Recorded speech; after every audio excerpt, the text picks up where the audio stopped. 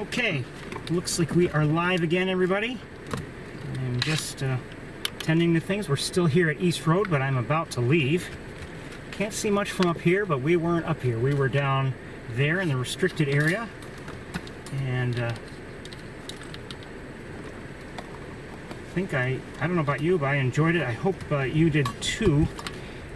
Don't know how much you could hear because of that wind, but we're gonna head to Wildlife Drive and take a look around there, and then I think from there I'll pack up and head back to Ithaca.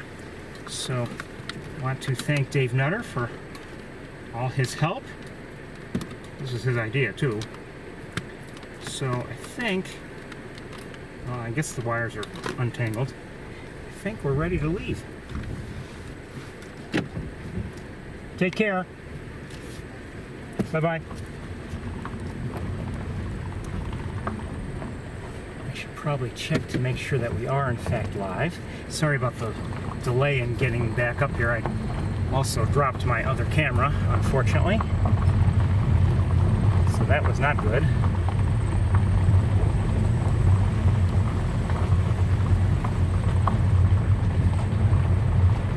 Let me make sure that we're up and running.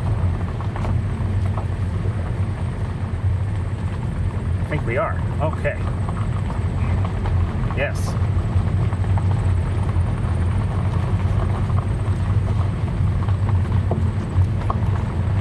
So, I mean, I'll tell you this. You know, looking down from here, not that, I mean, this is what we normally would have looked at from here, and, you know, looks like there's nothing down there. Maybe a little bit of white down there. Oh, and some ducks too. But we saw a lot more while we were there. So that was lucky to, you know, I would say we're fortunate to be able to have that time down there like that. And there's a chance we'll do it again. I think Dave was pleased with what we saw. I know I certainly was. You know, especially compared to, well, last week, you know, we didn't see many shorebirds last week here, but we did see the various three rail species. That was common gallinule and Virginia rail and Sora. And you know, today we didn't see any of those. By the way, let me close the window so you can hear me a little better. Now, why didn't we go to the same area as we did, you know, last week? Well, last week we drove down what's called Towpath Road. Ooh, there are some fairly dark clouds behind me. And, you know, it was dry. A couple tiny muddy spots where there was, you know, some water mixed with the dirt. But, you know, it was dry. And it's a terrible road in terms of its condition. But because it was dry and everything, it was easy to, you know, relatively easy to navigate. Not something you could drive quickly on. You have to drive very slowly on it. But, you know, there's been rain here this week. And from what I understand, I didn't look at the road, but as predicted, it was a total mess. And there's some areas where even if you were to walk it, you'd have to walk through standing water, because there's, I guess, no place to even you know, walk on any dry portion. So, you know, that was really not an option. And in fact, in communicating with Dave yesterday, you know, it was pretty much concluded that's not, you know, it's not going to happen. So we opted this time to go where we went the first week of these three, and we had, you know, it was my fault. They had a camera issue that prevented sound. I didn't realize it was the camera doing it. The same camera that I accidentally dropped, the same one that I just got back a few weeks ago after being repaired. Anyway, so we decided to walk down from the viewing area, the official viewing area, down toward, you know, on the left side of the marsh, and try to take a look there. And we did see, you know, some nice shorebirds, good variety. And I have to admit, I told Dave after I shut things down, or maybe it was before I shut things down, I don't know if I'm going to be able to, right now, keep them all straight. And in fact, if I see 2 ospreys to our, maybe 3 ospreys to our left. Well, definitely at least 2. I don't know if I'll be able to keep them all straight. It's a lot to take in, but it was enjoyable, certainly. We saw short-billed dowitchers, greater yellowlegs, lesser yellowlegs, semi-palmated sandpipers, black-bellied plovers. I think we saw a I don't know, it's getting stilt sandpiper. Like I said, there are quite a few. And that was good. I think Dave was pleased, and we'll see what comes out. Now, I could see what was, being recorded, and I think it came out fairly well. What I don't know is, and you probably know better than I do, how much noise there was from that wind. And the wind was disruptive. Nothing we could do about it, but it was.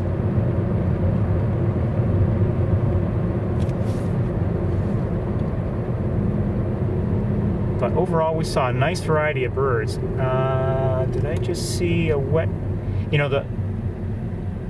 Last night, Dave sent me an email about the forecast, the weather forecast for today. And, it could still happen, but it was supposed to be, a fairly high likelihood of a lot of heavy rain, adding up to about 3/4 of an inch or maybe more. When I arrived, there were a few sprinkles, and then the sprinkles got a little bit heavier, not much, just a little bit heavier, and then they tapered off. We checked the weather. I looked at a radar map as best I could, one radar map, and he called his wife and asked her, and we decided it looked like it wasn't going to be around long. Now it's raining a little bit, just started. So, to even get that in, we lucked out weather-wise. But, now it's raining a little bit, and we'll have to see how that goes. We're going to go to Wildlife Drive, like I said, and we'll see what we can see. And then I think, it's late. It's 3 o'clock now, and it's late to be starting Wildlife Drive. So I'm not going to be going to other areas like Van Dyne Spoor or Shockey Pool or Mays Point today, unfortunately. Now, turkey vulture right next to the road. Get away from the road. Hopefully smart enough to stay away from the road itself. I smell a dead skunk, so I wouldn't be surprised if that's what it was eating.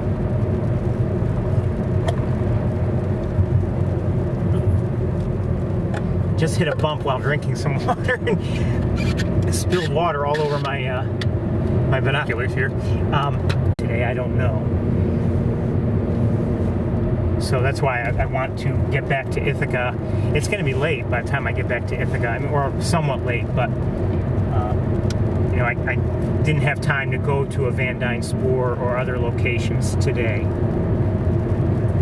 And I'd say we both, at least Dave seemed to feel, at least from what I could tell, I didn't ask him directly, but it didn't seem like walking that much farther along there was going to be all that much helpful. That's why we started to return back, and we walked a ways before I shut down the broadcast. And then I thought, we're not seeing much coming back, so why bother to keep everything running? So I thought a break was in order for you guys.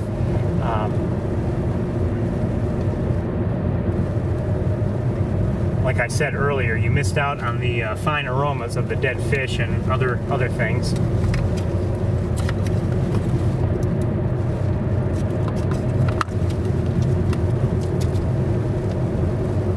As the water levels have dropped there, as they they usually do in the summer, as the water levels have dropped, some larger fish, they end up being trapped in the shallower water, and they just, you know, they die there. And as Dave and I discussed, you know, it's not like it goes to waste. I mean, it all gets consumed in one way or another back into the ecosystem. But depending on how things go in terms of recording quality and everything, that was probably a fairly successful walk.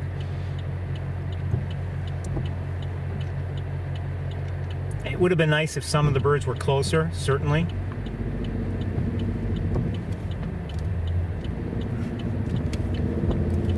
Especially the red knot. Well, red knot, the black-bellied plover.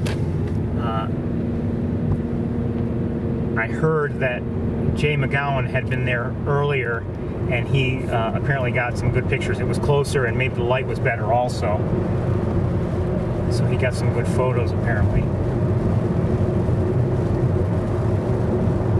We had a decent look at it, but not a great look at it. Certainly couldn't see detail, or at least I don't believe so. Now, maybe if I look at it on a larger screen later on,